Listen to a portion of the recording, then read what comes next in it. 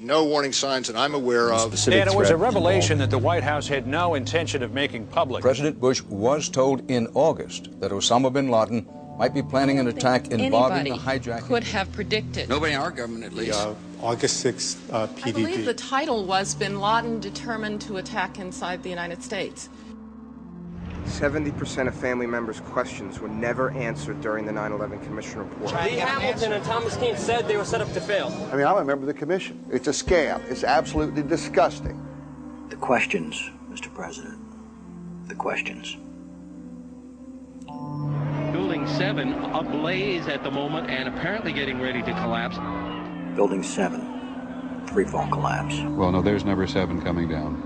The excitement and the fun that people get watching an old building being demolished, and they wired very carefully for days, and it's a very careful operation. Third time today. It's reminiscent of those pictures we've all seen too much on television before, when a building was deliberately destroyed by well-placed dynamite to knock it down. The smartest thing to do is pull it. And they made that decision to pull, and then we watched the building collapse. Jane, what more can you tell us about the Salomon Brothers building and its collapse? Well, only really what you already know. Details are very, very sketchy. You're getting information now that one of the other buildings, Building 7 in the World Trade Center complex, is on fire and has either collapsed or is collapsing. The Pentagon. Vanishing airplane.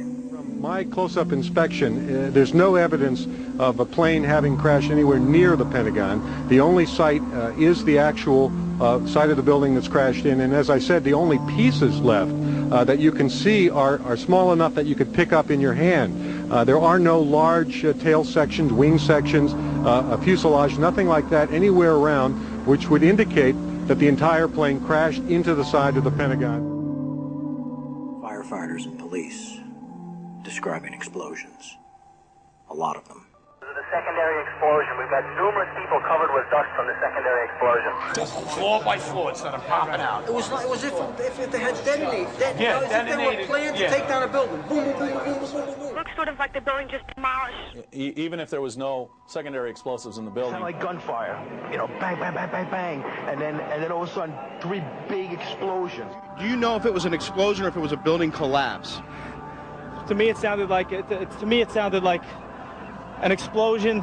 Chief Albert Turry told me that he tried to get his men out as quickly as he could, but he said that there was another explosion which took place, and then an hour after there was another explosion in one of the towers here. Sibel Edmonds, FBI translator, breaking her gag order. All our intimate relationship with Bin Laden and Taliban. We did carry very intimate relationship with these people all the way up to September 11. Bin Laden was spirited into this military hospital in Rawalpindi for kidney dialysis treatment. The military had him surrounded. They were saying that Osama bin Laden had to be watched carefully and looked after. NORAD standing down. Where were the planes? On now to one of the eeriest moments amid the carnage of 9/11. A mysterious plane was seen flying right over the president's residence. The E-4Bs over New York and Washington, otherwise known as the Doomsday Planes. It has never been officially explained.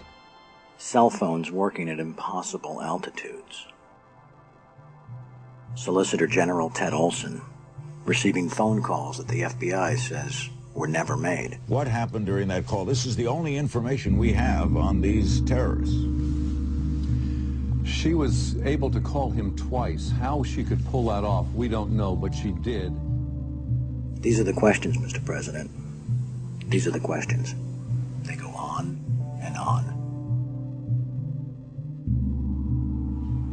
Good afternoon, Mr. President. I come to you today representing the families of the victims of September 11th, as well as millions of my fellow Americans. Hopefully by now you've had a chance to read my letter to you, 20 Minutes with the President, and if not, at least had its contents brought to your attention. We have questions, Mr. President. Lots of questions. A lot of them are detailed in my letter, but trust me, there are hundreds more questions.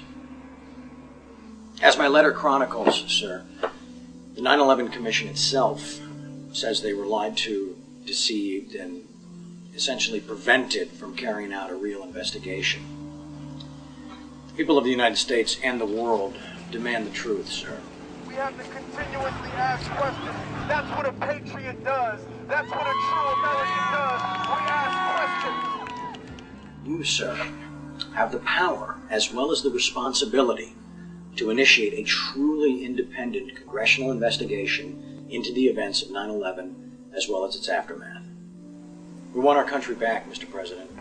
Therefore, I'm not just calling on you and your team. I'm calling on each and every American citizen to wake up, stand up, and demand the truth.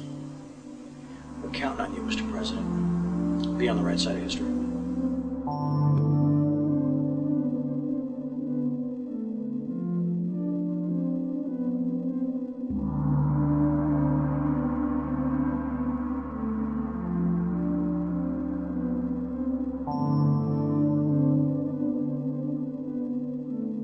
Are you now saying that they weren't asking to block an investigation? An investigation must not interfere with the ongoing efforts to prevent the next attack. Senator Tom Daschle said last week that you called him several times and urged him not to investigate the events of September 11th. Tom's wrong. He has, I think, in this case, let's say a misinterpretation.